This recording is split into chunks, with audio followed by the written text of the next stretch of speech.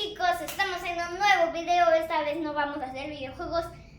Esta vez no vamos a estar en una cabaña. Esta vez estamos en la habitación de un hotel. Sé que no he estado en casa estos últimos días, que no he subido videos, claro, pero ya los subimos. Bueno, y aparte, ¿se acuerdan del video anterior de la cabaña? Estuvo padrísimo. Mi mamá se está preparando. Bueno, acá tenemos una vista enorme y estamos en Jalapa. Una vista enorme a Jalapa. Mamá, Aguántate, te apago las luces para que vean la vista. está enorme, Pero hay neblina.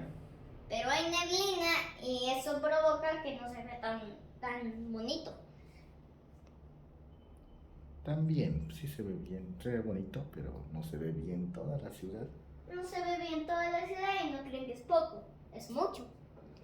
Es mucho, así que acá vamos a comer pizza. Y les vamos a enseñar cómo comemos pizza. Les voy a comentar, ¿está buena o está mala? Porque es de Domino's. Acá, ¿quién sabe qué traemos acá? Las salsitas, Manuel. Salsitas, traemos acá salsitas. Vamos a abrir la pizza. Unboxing de la pizza. Unboxing.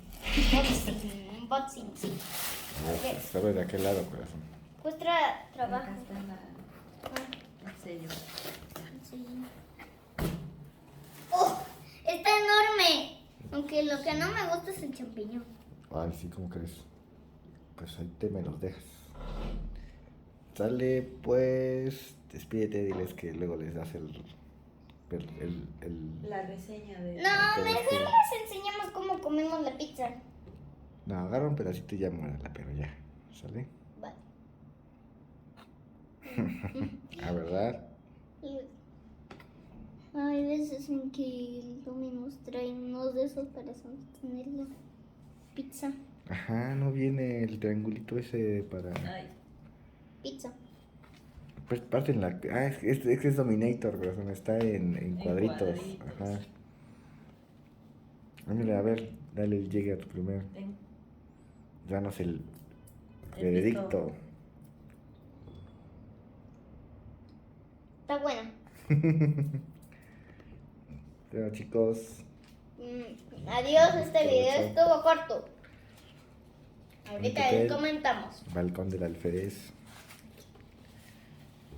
Jacaranda. habitación Jacarandas.